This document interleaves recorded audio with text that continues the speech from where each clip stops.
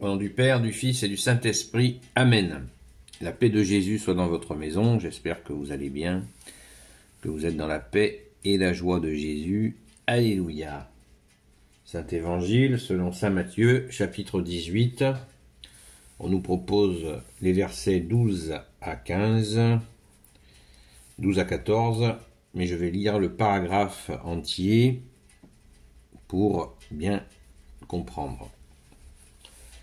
Les petits enfants et le scandale.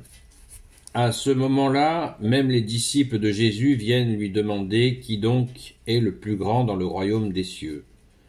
Il appelle un petit enfant et le place au milieu d'eux. Puis il dit, « En vérité, je vous le dis, si vous ne redevenez pas comme des enfants, vous n'entrerez pas dans le royaume des cieux.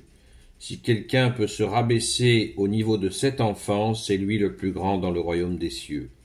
Et si quelqu'un reçoit en mon nom un enfant tel que je viens de dire, il me reçoit. Si quelqu'un devait faire chuter un de ces petits qui croient en moi, il vaudrait mieux pour lui qu'on lui attache au cou une meule de moulin et qu'on le fasse couler au plus profond de la mer. Malheur au monde à cause des scandales, il est nécessaire que les scandales arrivent, mais malheur à celui qui est la cause du scandale. Si ta main ou ton pied doit te faire chuter, coupe-le et jette-le loin de toi. Il vaut mieux pour toi entrer dans la vie avec une seule main ou un seul pied que d'avoir 2 mains et 2 pieds quand on te jettera au feu éternel. Si ton œil doit te faire chuter, arrache-le et jette-le loin de toi. Mieux vaut pour toi entrer dans la vie avec un seul œil que d'en avoir 2 et d'être jeté dans l'enfer du feu. Fais attention à ne mépriser aucun de ces petits. Je vous assure que leurs anges, dans le ciel, voient constamment le visage de mon Père des cieux. Oui, le Fils de l'homme est venu sauver ceux qui étaient perdus. Que se passe-t-il d'après vous si quelqu'un a 100 brebis et que l'une d'elles vient à s'égarer?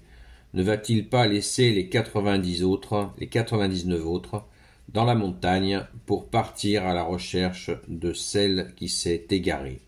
S'il peut la retrouver, je vous affirme qu'elle lui apporte plus de joie que les 99 qui ne se sont pas égarés. C'est la même chose chez votre Père des cieux. Là, on ne veut qu'un seul de ces petits. Là, on ne veut pas qu'un seul de ces petits se perde. Merci Jésus pour ta parole. Alléluia. Eh bien, c'est magnifique. Merci Jésus. L'histoire de lunettes. Loué sois-tu, Jésus. Eh bien, écoutez, pour commenter tout ça, il faudrait plusieurs jours. Donc, c'est pas facile. Je vous invite d'ailleurs régulièrement, si vous avez la Bible des peuples, une Bible catholique, édition du Jubilé, que je gagne pas de sous là-dessus, c'est juste que c'est une très bonne traduction, à aller lire les commentaires de l'exégète, les commentaires qui sont très intéressants. Alors, ce qui retient souvent notre attention, c'est la question de ces petits. Mais qui sont ces petits? Est-ce que ce sont des enfants? Et au début, Jésus nous dit très clairement qu'il s'agit d'un enfant. Verset 2, il appelle un petit enfant et le place au milieu d'eux. Voilà. Donc il s'agit d'un enfant, des enfants. Ressembler aux enfants pour courir dans les bras de Jésus et ainsi courir vers le royaume des cieux. Je pense que tout le monde l'a compris.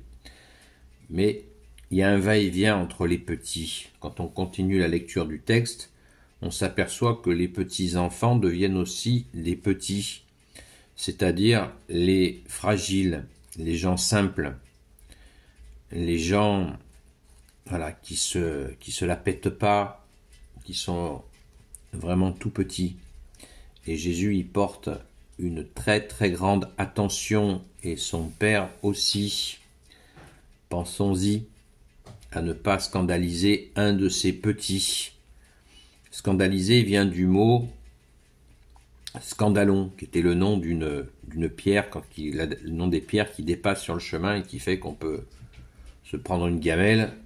Voilà, ça vient de là, scandale. Donc, ne faisons pas chuter les tout petits, fragiles, ne profitons pas de leur faiblesse.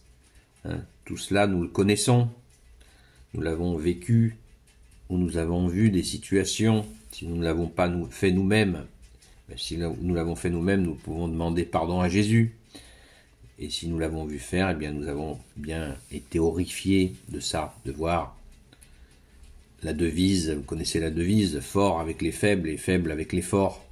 Hein, ceux qui se permettent ça, en général, ils le font qu'avec des gens qui sont tout petits, parce qu'ils savent qu'ils risquent rien. Mais s'ils ont une armoire à glace en face d'eux, ils feront un petit peu, ils réfléchiront avant d'agir. Voilà. Donc c'est ce va-et-vient entre imiter les petits-enfants qui accueillent Jésus à bras ouverts. Une amie de Sainte Marie-Madeleine me témoignait de son petit de 2 ans qui lui disait un jour « Maman, Jésus il t'aime !» Comme ça, spontanément. Vous voyez, c'est ça les tout petits, les petits-enfants qui nous donnent la voie, accueillir Jésus dans son cœur. Merci Jésus de nous aider à t'accueillir dans nos cœurs. Alors le verset 12 à 14, c'est la lecture qui est faite dans la Sainte Messe d'aujourd'hui. Jésus est venu sauver ce qui était perdu. Jésus veut aller récupérer des brebis qui s'est perdu dans la montagne. Une brebis qui s'est égarée en hauteur, qu'est-ce que ça veut dire? Eh bien Jésus va laisser son troupeau, il va le laisser.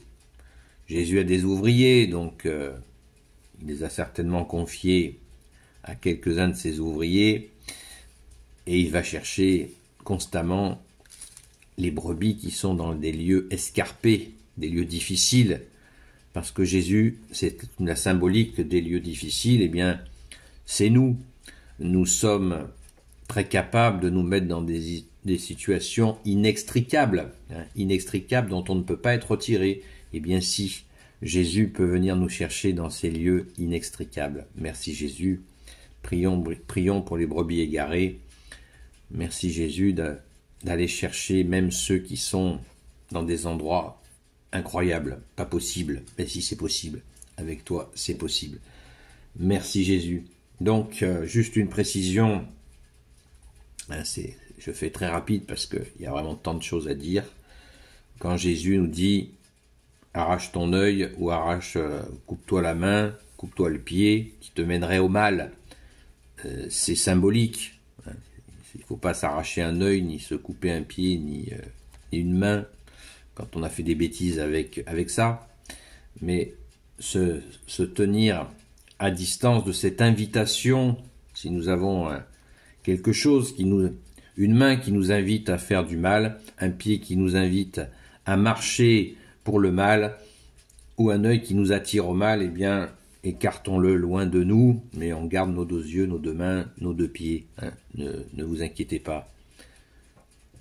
C'est tout à fait symbolique, mais bien précis. Ça nous donne bien l'attitude à se méfier de nos sens qui peuvent nous entraîner au mal, nos sens, alors que Jésus est le sens de la vie éternelle. Merci Jésus, alléluia. Gloire éternelle soit au Père, au Fils et au Saint-Esprit, maintenant et toujours et pour l'éternité. Amen. Ô Jésus, toi qui peux tout et qui portes tout, toi le Sauveur, toi l'Emmanuel, je te confie toutes celles et ceux qui regarderont cette vidéo, ainsi que leurs proches, selon ta sainte volonté, ô Jésus. Sainte Marie, notre chère Mère, toi qui écrases le serpent, toi qui as la lune sous tes pas, notre Saint Joseph, toi le juste et le saint, toi le sage, toi la terreur des démons, toi le saint gardien de la Sainte Église catholique et apostolique, Sainte Marie-Madeleine, notre très chère sainte patronne, et vous tous les saints et saintes, amis de Jésus, Saint Michel Archange, qui est comme Dieu, Saint Gabriel Archange, Saint Raphaël Archange, et vous tous les anges qui servez Jésus, je vous confie toutes celles et ceux qui regarderont cette vidéo, ainsi que leurs proches, selon ta volonté, ô Jésus. La paix de Jésus soit dans votre maison, et je vous dis à très vite.